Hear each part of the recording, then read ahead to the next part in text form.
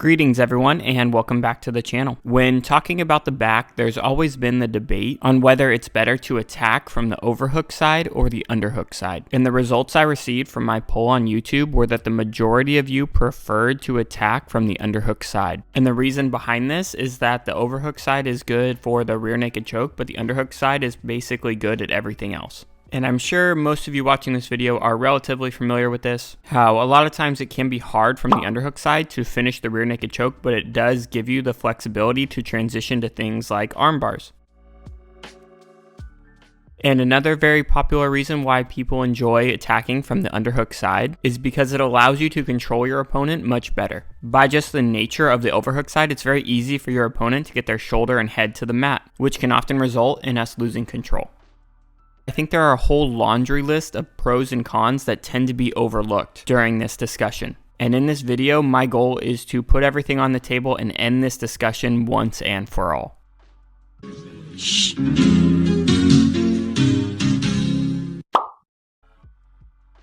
Now, when it comes to applying a rear naked choke, a con of the underhook side is that it's very hard to extract your bottom arm, which you'll ultimately need to cinch in the full rear naked choke. So a lot of times from the underhook side, you may be forced to finish one-handed. Now, sometimes your opponent is nice enough to bridge on top of you, giving you the ability to free your secondary arm and cinch in the full rear naked choke. But the majority of the time, it's going to be much easier to cinch in the rear naked choke from the overhook side because your secondary arm is off the ground.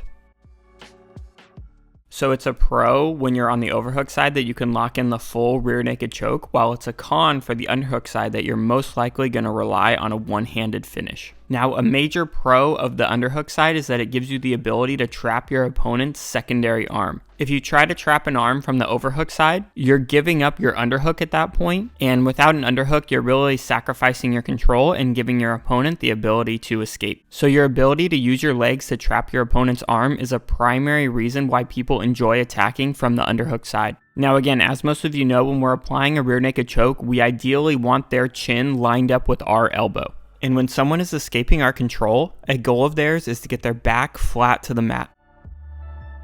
Now from the overhook side, when they're turning to get their back flat to the mat, you can see this is bringing their chin farther away from our elbow. So from the overhook side, it's difficult for us to achieve that ideal chin positioning. And although we can lock up a full choke very easily, if the rear naked choke doesn't work, we completely lose control over our opponent.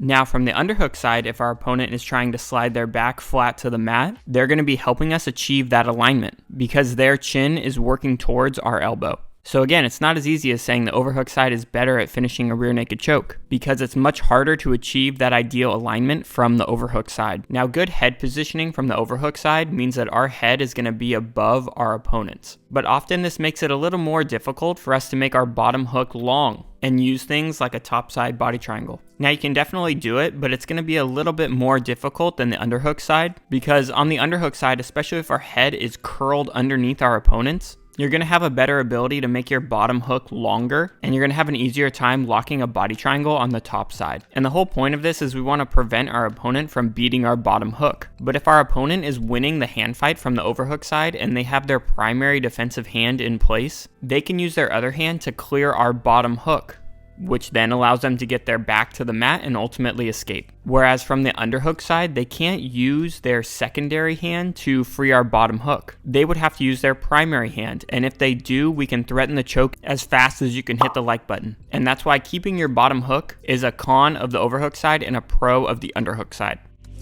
Now, when we're talking about controlling the back, you control your opponent's upper back with your arms and their lower body with your legs. And from the overhook side, if you're losing control of your opponent's lower body, it's still very hard for your opponent to bring their elbow down to the mat because you have the underhook on that top side. So you're able to kind of double down on that upper body control from the overhook side and reestablish your hooks and ultimately the control of the back. Whereas from the underhook side, although it's much harder for your opponent to clear your bottom hook, if they are able to free their lower body, you now have nothing stopping their elbow from coming to the mat. Or they can just pummel back to double underhooks, and with your head being way out of position, it's going to be very easy for them to escape. So although it's easier for your opponent to clear your bottom hook from the overhook side, Your upper back control is much tighter from the overhook side. You do have a greater ability from the overhook side to recapture the back. Now, diagonal control is a huge concept in Jiu-Jitsu period, but it's especially important when controlling the back. In this example, our underhook prevents our opponent from turning to their right, and our hook prevents them from turning to the left. From the overhook side, you can see we have an underhook on the top side, and also we have a hook on the top side. Now, we do have a body triangle which offers great control over both our opponent's hips, but our active hook is on the top side, so we don't necessarily have the greatest diagonal control. But if we're able to switch to the underhook side, we have a much greater form of diagonal control. So I do think the underhook side offers a greater form of diagonal control.